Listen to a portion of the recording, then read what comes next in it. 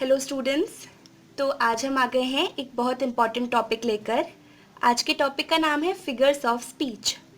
Figures of speech के दूसरे नाम भी हैं, जैसे कि पोइटिक डिवाइसेस, लिटरेरी डिवाइसेस। तो हम इन्हीं को आज सीखेंगे।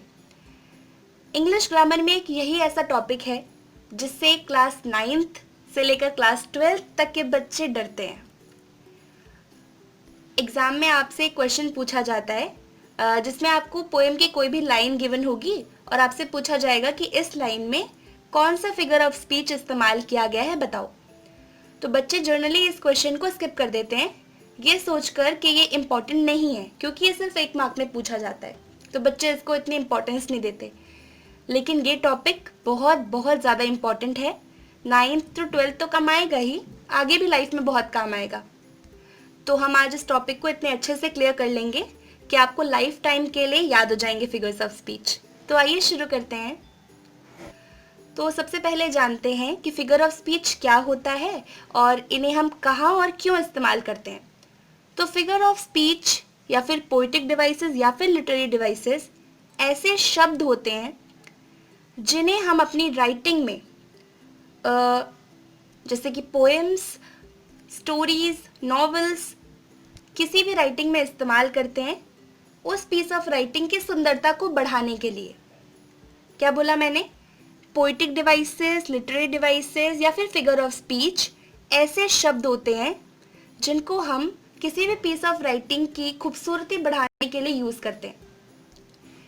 We use figures of speech to add colour, interest and to awake imagination. किसी भी पीस ऑफ राइटिंग में हम फिगर ऑफ स्पीच का इस्तेमाल उसमें एक कलर ऐड करने के लिए करते हैं, किसी भी पीस ऑफ राइटिंग को इंटरेस्टिंग बनाने के लिए करते हैं और इमेजिनेशन को अवेक करने के लिए करते हैं। इन 3 कारणों की वजह से हम किसी भी पीस ऑफ राइटिंग में फिगर ऑफ स्पीच का इस्तेमाल करते हैं। यहाँ पर मैंने एक और बात लिखी है कि figurative language has a deeper meaning. ये फिगरेटिव लैंग्वेज क्या होती है और इस सेंटेंस से मेरा क्या मतलब है उसे जानते हैं। देखो, लैंग्वेजेस 2 टाइप की होती हैं, एक होती है फिगरेटिव लैंग्वेज, एक होती है लिटरल लैंग्वेज। लिटरल लैंग्वेज मतलब जब मैं कोई भी सीधी सीधी टू द पॉइंट बात करती हूँ। मान लो कोई सेंटेंस है, उसमें मैंने वही लिखा जो मैं कहना चाहती थी, वो हो गई लिटरल लैंग्वेज। फॉर एग्जाम्पल, मैं किसी एक रेस को देख रही हूँ, ठीक है, बच्चे भाग रहे हैं उसमें, और मुझे एक बच्चे को डिस्क्राइब करते हुए कहना है कि वो बहुत तेज भागा। मैंने इस विचार को सामने वाले के सामने प्रकट करना है, तो मैं कैसे बोलूँगी? ही रैन फास्ट। यही मैं सोचती थी, यही मैं कहना चाहती थी, तो मैंने वही लिख दिया, ही रैन फास्ट। लेकिन अगर मैं फिगरेटिव लैंग्वेज की बात करूँ तो फिगरेटिव लैंग्वेज मतलब जो भी मैं बोल रही हूँ या जो मैंने लिखा है उससे कहीं ज़्यादा डीप मेरा मतलब है। Let's understand this with an example. आपको एग्जाम्पल से बेटर समझ आएगा।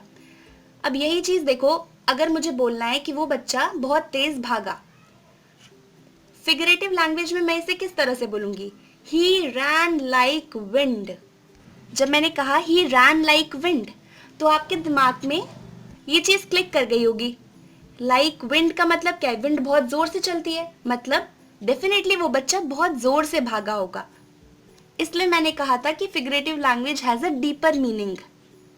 फिगरेटिव लैंग्वेज प्लेन शब्दों के साथ डील नहीं करती। फिगरेटिव लैंग्वेज का एक बहुत डीप मीनिंग होता है, ठीक है। तो यहाँ पर मैंने लिखा है लिटरल के लिए means exactly what is says. Literal language में जो भी लिखा है मतलब भी उसका वही है, ठीक है। लेकिन फिगरेटिव लैंग्वेज में means something different than to what it says on surface. जो लिखा है उससे कहीं ज़्यादा डीप उसका मीनिंग होता है। हमें समझ आया कि फिगरेटिव लैंग्वेज क्या होती है और लिटरल लैंग्वेज क्या होती है। ग्रेट। तो फिगर ऑफ स्पीच वो शब्द होते हैं जिन्हें हम फिगरेटिव लैंग्वेज में इस्तेमाल करते हैं लैंग्वेज को ज़्यादा डीप, ब्यूटीफुल बनाने के लिए।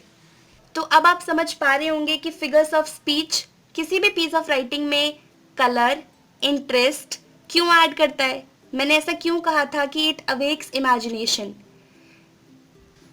क्योंकि फिगर ऑफ स्पीच का इस्तेमाल अगर किसी भी राइटिंग में किया जाता है तो जो भी रीडर है, जो भी उस पीस ऑफ राइटिंग को पढ़ रहा है, वो एक्स्ट्रा दिमाग लगाकर, एक्स्ट्रा इमेजिन करके चीज़ों को बहुत गहराई से समझेगा।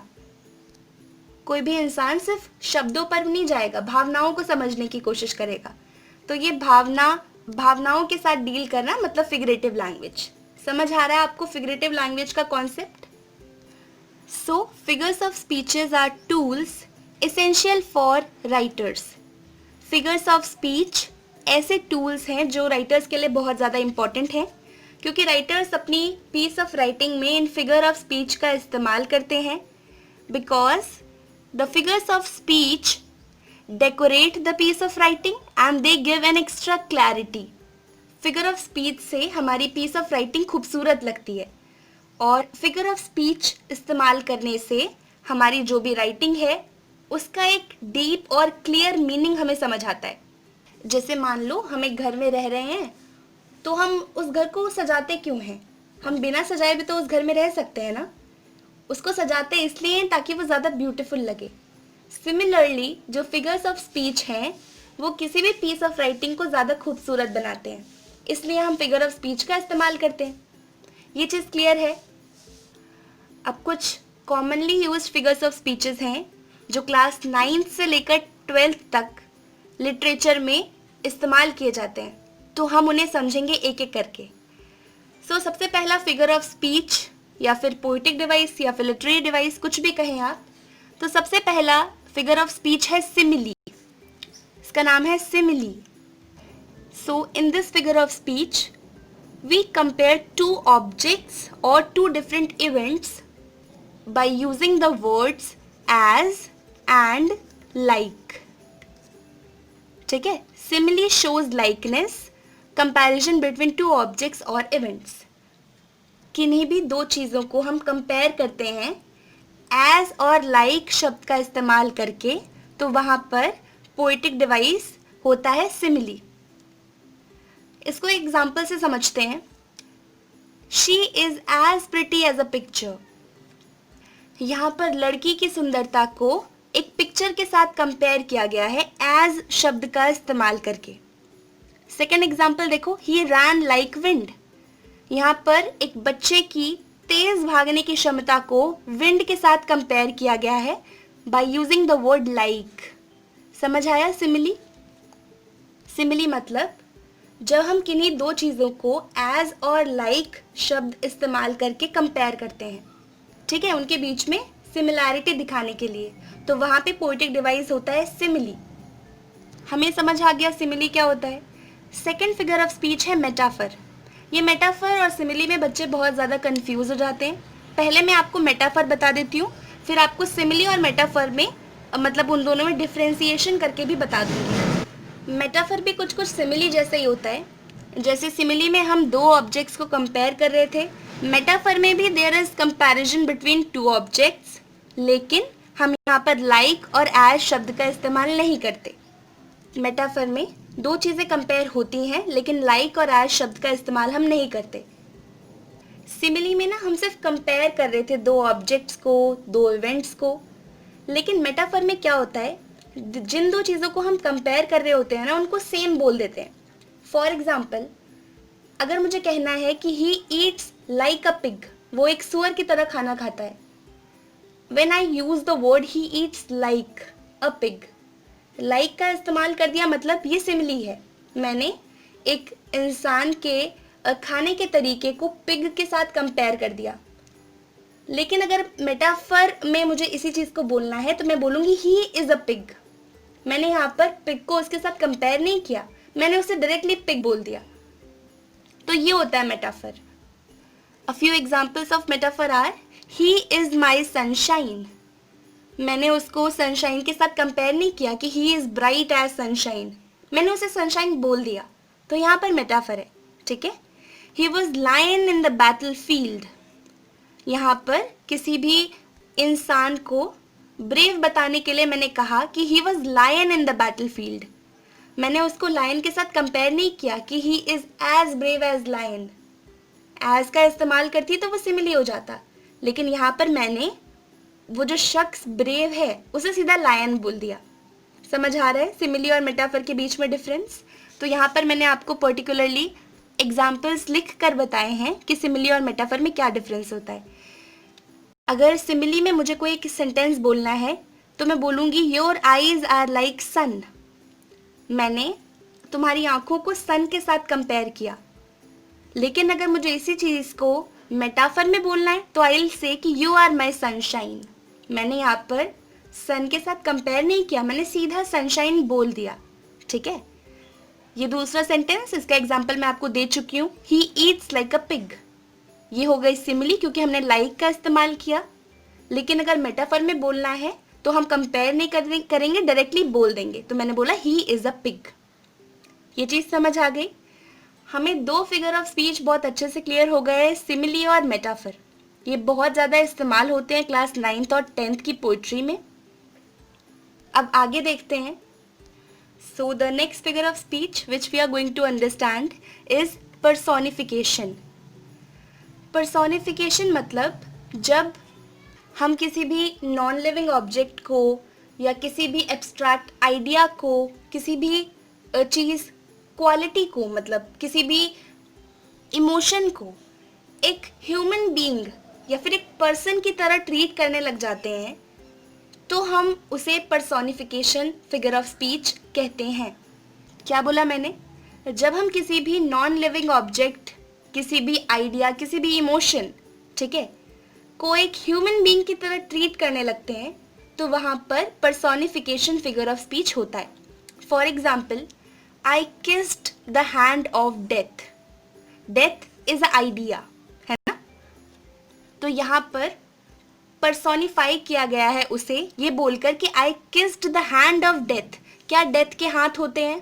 नहीं, लेकिन उसे एक ह्यूमन बीइंग की तरह ट्रीट किया जा रहा है ना? तो यहाँ पर पर्सोनिफिकेशन फिगर ऑफ स्पीच है। सेकेंड एग्जाम्पल देखो, let the flood clap their hands. क्या फ्लड के हैंड्स होते हैं? अगर इसका लिटरल मीनिंग देखा जाए तो इसका मतलब है कि फ्लड को ताली बजाने दो, लेकिन फ्लड के हाथ नहीं होते। हमने उसे पर्सोनिफाई किया है ये कहकर कि let the flood clap their hands.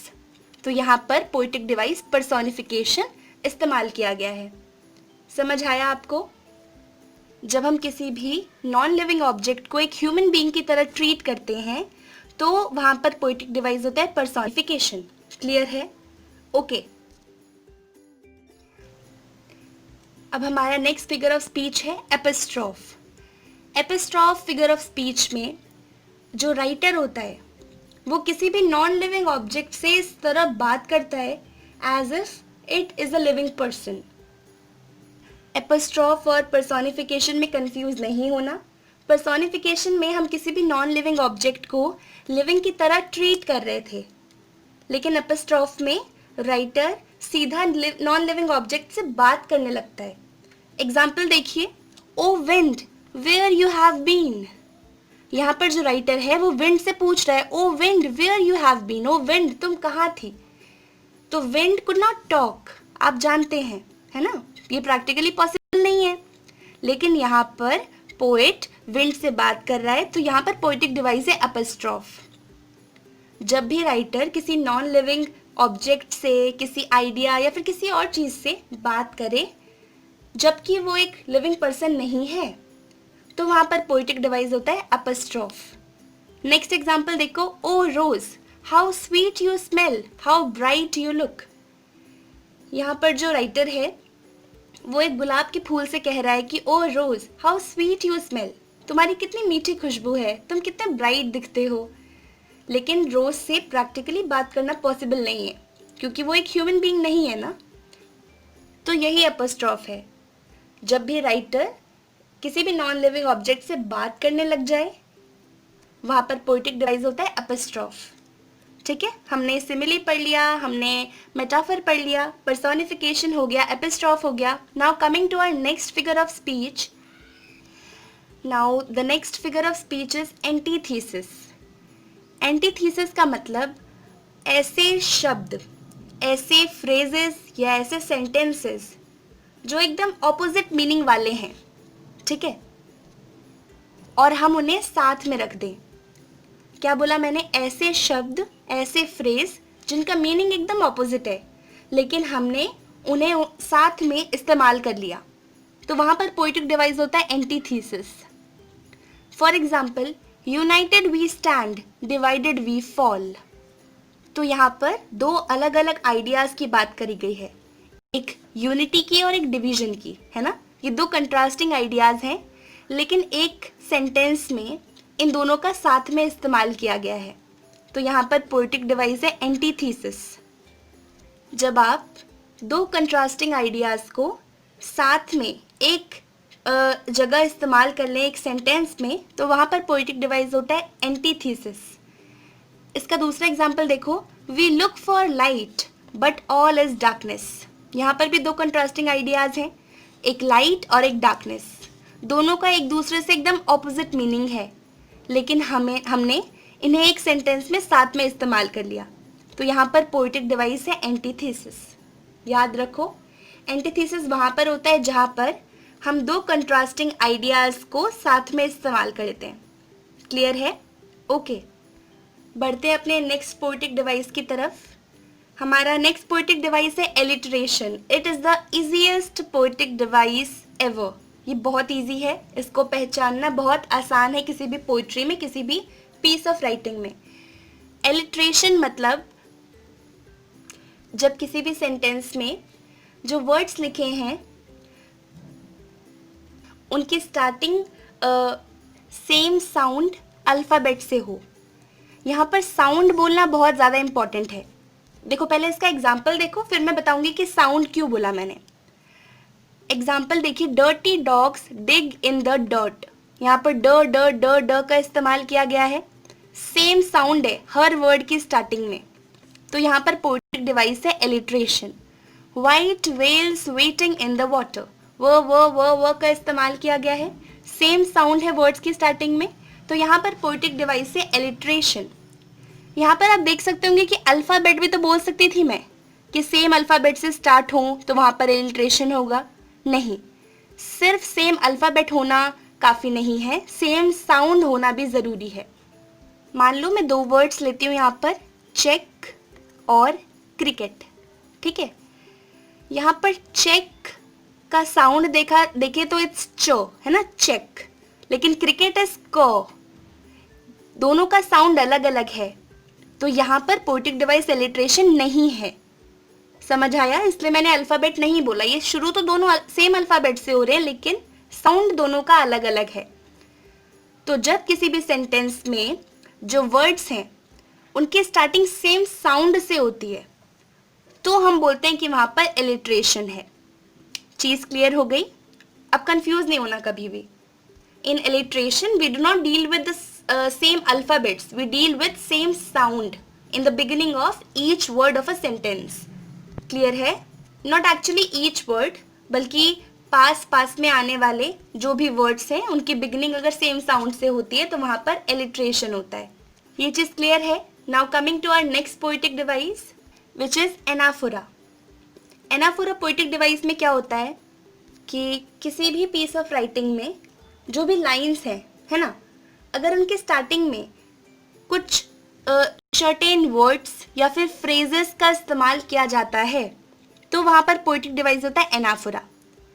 मतलब कि जब सेम वर्ड या फिर सेम फ्रेज किसी भी लाइन में स्टार्टिंग में बार बार आता है तो वहाँ पर होता है एनाफोरा। एग्जाम्पल देखो, every single day you let me down, every single day you make me mad, every single day you do such silly things. यहाँ पर every single day every single day every single day repeat हो रहा है, तो यहाँ पर poetic device है anaphora. Clear है? लेकिन याद रखना, हमेशा सेंटेंस की बिगिनिंग की बात करते हैं हम whenever we talk about anaphora. किसी भी वर्ड किसी भी फ्रेज की रेपिटेशन होती है लेकिन लाइन के बिगिनिंग में, तो वहाँ पर एनाफोरा होता है। Now coming to our next poetic device which is repetition. Repetition poetic device में किसी भी वर्ड या फिर ग्रुप ऑफ वर्ड्स की रेपिटेशन होती है। किसी भी पीस ऑफ राइटिंग में अगर कोई वर्ड या फिर ग्रुप ऑफ वर्ड्स बार बार आ रहा है तो वहाँ पर पोइटिक डिवाइस रेपिटेशन होता है। एनाफोरा और रेपिटेशन में डिफरेंस है। एनाफोरा में वर्ड्स और फ्रेज हमेशा सेंटेंस के स्टार्टिंग में रिपीट हो रहे होते हैं, लेकिन रेपिटेशन में ऐसा कुछ नहीं होता कि स्टार्टिंग में या एंडिंग में। अगर किसी भी पीस ऑफ राइटिंग में कोई भी वर्ड मतलब कहीं पर भी शुरू में, बीच में, आखिरी में कहीं पर भी रिपीट हो तो उसे हम रेपिटेशन बोलते हैं। एग्जाम्पल देखते हैं इसका। तो रेपिटेशन का एग्जाम्पल है, if you think you can do it, you can do it.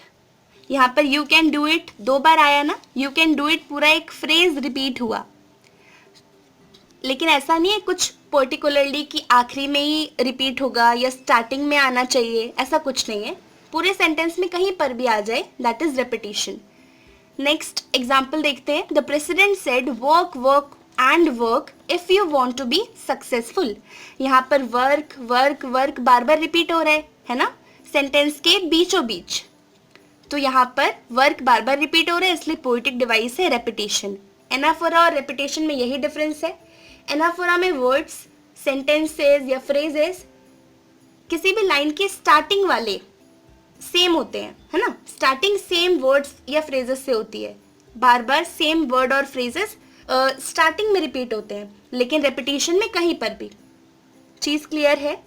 Now coming to our next poetic device which is assonance. Again बहुत ज़्यादा सिंपल पोएटिक डिवाइस है। यहाँ पर एक शब्द में अगर मुझे, एक शब्द नहीं 2 शब्दों में अगर मुझे एजोनेंस को डिस्क्राइब करना हो तो मैं बोलूँगी वॉवल राइम। किसी भी एक सेंटेंस में जो वर्ड्स हैं अगर उनमें सेम वॉवल बार बार रिपीट हो रहा है ना, तो उस पोएटिक डिवाइस को हम एजोनेंस बोलते हैं। ठीक है, repetition of a vowel sound with in a sentence. यहाँ पर भी मैं वॉवल साउंड की बात कर रही हूँ, याद रखना। ठीक है, इसका एग्जाम्पल देखो, clap your hands and stamp your feet. Clap में ए का साउंड आ रहा है, हैंड्स में ए का साउंड आ रहा है, एंड में आ का साउंड आ रहा है, स्टैम्प में आ का साउंड आ रहा है ना। तो यहाँ पर सेम वॉवल साउंड बार बार रिपीट हो रहा है, तो पोएटिक डिवाइस है assonance. Johnny went here and there and everywhere. E A वाला साउंड बार बार रिपीट हो रहा है, that's why poetic device assonance is over here. Clear है? Assonance में we are not talking about repetition of a particular vowel, but we are saying कि repetition of vowel sound should be there in the sentence, तभी जाकर वहाँ पर assonance poetic device आप कह सकेंगे। अब जैसे assonance होता है ना, ऐसे एक और poetic device होता है consonance। consonance मतलब consonant rhyme, repetition of consonant sounds within a sentence। किसी भी एक सेंटेंस में जब कॉन्सोनेंट साउंड रिपीट होता है तो वहां पर पोएटिक डिवाइस होता है कॉन्सोनेंस। इतना तो आप जानते ही होंगे ना कि कॉन्सोनेंट क्या होता है। हाँ फिर ठीक है। Vowels A E I O you को छोड़कर जितने भी कॉन्सोनेंट्स हैं उन सब का इस्तेमाल सेंटेंस में होता है, that too when there is repetition of consonant sounds within a sentence. एक सेंटेंस में जब कॉन्सोनेंट साउंड का रिपीटिशन बार बार होता है तो वहां पर पोएटिक डिवाइस होता है कॉन्सोनेंस। एग्जाम्पल देखो इसका, Ben lent Ted a pencil, N is repeated over here. तो यहाँ पर एन एक कॉन्सोनेंट है और जो कि बार बार वर्ड्स में रिपीट हो रहा है, तो यहाँ पर पोएटिक डिवाइस कॉन्सोनेंस है। There is no right time to imitate the teacher. यहाँ पर टी साउंड बार बार रिपीट हो रहा है। देखो, देयर विल नॉट कंसिडर, क्योंकि इसका साउंड द है ना, will consider T because we are talking about consonant sounds. ठीक है, so right time to imitate the teacher, यहाँ पर बार बार ट साउंड रिपीट हो रहा है, सो poetic device consonance is present here. यहाँ पर एक और बात बता दूं, एलिट्रेशन और कॉन्सोनेंस में डिफरेंस है, क्योंकि एलिट्रेशन में वर्ड्स की स्टार्टिंग वाला जो अल्फ़ाबेट होता था, अल्फ़ाबेट साउंड, वो सेम होना चाहिए पास के वर्ड्स में, लेकिन कॉन्सोनेंस में हम स्टार्टिंग वाले अल्फ़ाबेट की बात नहीं करते। वी से कि वर्ड्स में कहीं पर भी आ जाए, ठीक है, वर्ड्स के बीच में कहीं पर भी वो अल्फ़ाबेट आ जाए, नो मैटर। स्टार्टिंग की बात हम करते हैं एलिट्रेशन में, लेकिन कॉन्सोनेंस और एसोनेंस में ऐसा नहीं होता। एक वर्ड के बीच में भी आ जाए वॉवल साउंड तो चलेगा, कॉन्सोनेंट साउंड तो चलेगा। चीज़ क्लियर है? अब अपने नेक्स्ट पोएटिक डिवाइस की तरफ बढ़ते हैं। हमारा अगला पोएटिक डिवाइस है इमेजरी। ये बहुत इम्पॉर्टेंट और इंटरेस्टिंग पोएटिक डिवाइस है। इमेजरी वो पोएटिक डिवाइस होता है जिसमें कुछ ऐसे वर्ड्स, ऐसे ऑब्जेक्ट्स, ऐसे आइडियाज़ या एक्शंस का इस्तेमाल किया जाता है हमारी राइटिंग में कि उन्हें पढ़कर हमारे दिमाग में एक पिक्चर क्रिएट हो, हम उस पर्टिकुलर चीज़ को जो भी लिखी है उसे इमेजिन कर पाएँ। तो वहाँ पर पोएटिक डिवाइस होता है इमेजरी। एग्जाम्पल देखो और आप इसे बहुत अच्छे से समझ पाओगे और फील कर पाओगे, ठीक है। एग्जाम्पल देखो, the sunset was the most gorgeous they had ever seen, clouds aged with pink and gold. जब ये सेंटेंस मैंने पढ़ा तो आपके दिमाग में डेफिनेटली वो पिंक और गोल्ड क्लाउड्स की इमेज आई होगी, है ना, जैसे सनसेट के टाइम पर होता है। तो बस यही जो इमेज आपके दिमाग में प्रोड्यूस करने के लिए ऐसे शब्दों का इस्तेमाल किया गया, तो यहाँ पर पोएटिक डिवाइस है इमेजरी। जानबूझ के जिसने भी ये लिखा है ऐसे शब्दों को चुना है कि वो आपके दिमाग में एक इमेज क्रिएट करे, ठीक है। तो इसलिए यहाँ पर पोएटिक डिवाइस इमेजरी है। नेक्स्ट एग्जाम्पल देखो, इसको आप बहुत अच्छे से रिलेट और इमेजिन कर पाओगे। The familiar Tang of unripe mangoes reminded him of his childhood. दिमाग में वो खट्टे आम की जो टेस्ट होता है या खट्टे आम से रिलेटेड कुछ मेमोरीज आपके दिमाग में आई होंगी, है ना। तो यही होता है इमेजरी। जब किसी भी पीस ऑफ राइटिंग को आप पढ़ें और आपके दिमाग में एक इमेज क्रिएट हो, ठीक है, तो वहाँ पर पोएटिक डिवाइस होता है imagery. Now coming to our next poetic device which is hyperbole. Hyperbole poetic device में there is exaggeration of things, exaggeration of ideas. Exaggeration मतलब किसी भी चीज़ को हम बहुत बढ़ा चढ़ा के बोलते हैं, ठीक है। मान लो बहुत बड़ी चीज़ है, उसे हम बहुत छोटा दिखा देते हैं, या फिर कोई छोटी सी चीज़ है जिसको बहुत बड़ा चढ़ा कर बोलते हैं ना, तो उसे हम हाइपरबोल कहते हैं।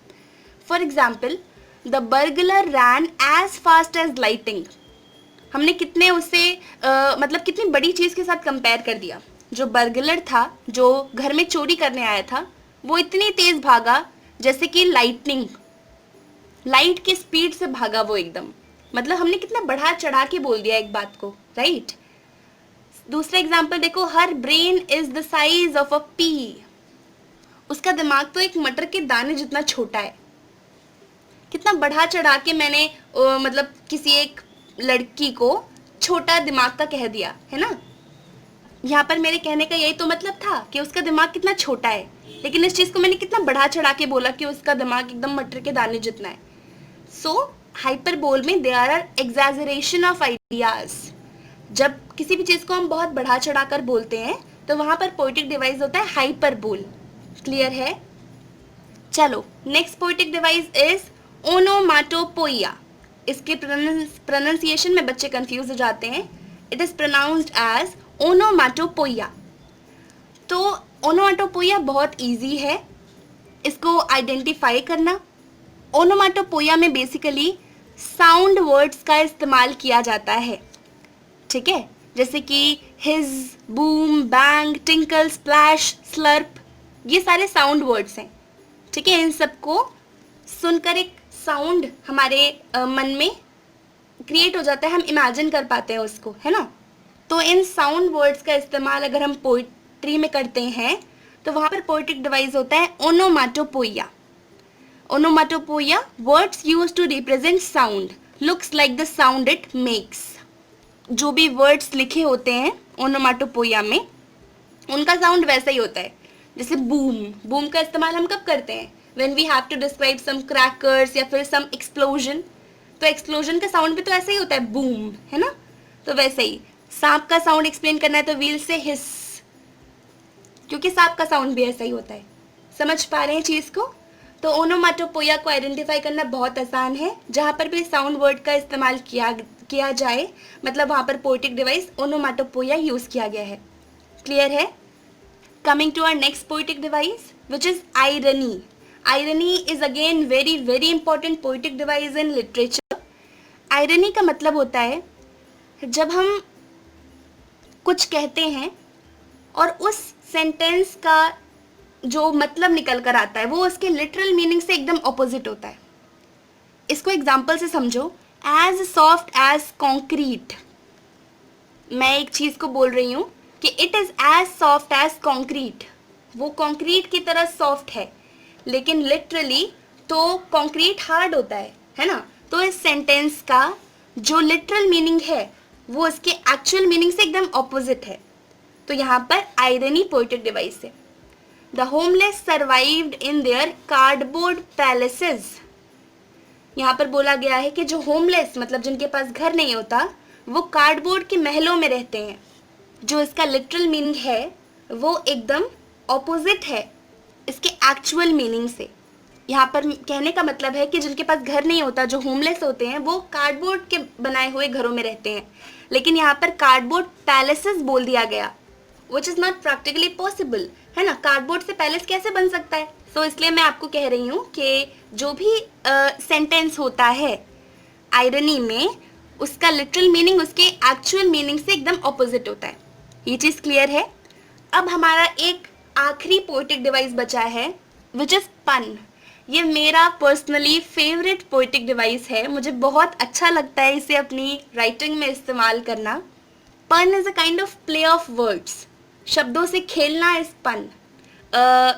इसको ना आप आम भाषा में डबल मीनिंग भी कह सकते हैं। पन मतलब मान लो कोई ऐसे दो वर्ड्स हैं जिनका मीनिंग एकदम अलग अलग है, लेकिन साउंड सेम होने की वजह से हमने उनको एक दूसरे की जगह पर इस्तेमाल कर लिया, है ना। शब्दों से खेल गए हम। एग्जाम्पल के साथ समझो, बहुत अच्छे से समझ आएगा। A bicycle can't stand on its own, एक बाइसिकल खुद से खड़ी नहीं हो सकती बिकॉज इट्स टू टायर्ड, क्योंकि उसके दो टायर होते हैं, लेकिन एक और इसका मतलब निकल सकता है बिकॉज इट्स टू टायर्ड, वो बहुत थकी हुई होती है। समझ पा रहे हैं। तो यहाँ पर जो एक्चुअली वर्ड था उसको हमने किसी और के साथ रिप्लेस कर दिया because they both were sounding the same, है ना। ये एक तरह से मजाक, एक ह्यूमर के लिए पन को इस्तेमाल किया जाता है, ठीक है। अच्छा, दूसरा देखते हैं example. Is life worth living, that depends on the liver. यहाँ पर लिवर एक ऑर्गन भी है, लेकिन लिवर का यहाँ पर मतलब है कि जो जिंदगी को जी रहा है। क्या लाइफ वर्थ लिविंग है, ये उस बंदे के ऊपर डिपेंड करता है जो जिंदगी को जी रहा है ना, लिवर। लेकिन यहाँ पर लिवर एक ऑर्गन भी है हमारा, तो मतलब शब्दों का खेल होता है पन, ठीक है। समझ आया आपको। ये थे हमारे 15 पोएटिक डिवाइसेस। यही वो पोएटिक डिवाइस हैं जिनका क्लास 9 से लेकर 12th में इस्तेमाल किया जाता है, और कोई भी एडिशनल पोएटिक डिवाइस मेरी समझ से तो नहीं है जिसका भी 9 से लेकर 12th क्लास में इस्तेमाल किया जाता है। मैंने यहाँ पर आपको सारे पोएटिक डिवाइसेस बता दिए, उनकी एग्जाम्पल्स दे दिए, उन्हें समझा दिया। जितना ईजीएस्ट वे में मैं समझा सकती थी मैंने आपको समझाने की कोशिश करी। अगर आपको चीज़ें समझ आई हो, वीडियो पसंद आया हो, तो इस वीडियो को लाइक ज़रूर करें, उससे मुझे बहुत ज़्यादा मोटिवेशन मिलती है। अगर ऐसे वीडियोस और देखना चाहते हैं तो चैनल को सब्सक्राइब करें और बेल आइकन दबाना ना भूलें, ताकि आने वाली सभी वीडियोस की अपडेट आप तक पहुंचती रहे। अब ये तो हमने ओवरऑल सारे पोएटिक डिवाइसेस की बात कर ली। अब मैं क्या करूँगी, एक एक पोएटिक डिवाइस को उठाकर डीपली, बहुत सारे एग्जाम्पल्स के साथ आपको समझाऊंगी, ताकि आपको क्लियरली चीज़ें समझ आ जाएं, ठीक है, आप कभी ना भूलें। तो इस वीडियो को इतना ही रखते हैं और आपसे मिलते हैं हम आगे आने वाले वीडियोस में। तब तक के लिए bye bye, take care, have a great day.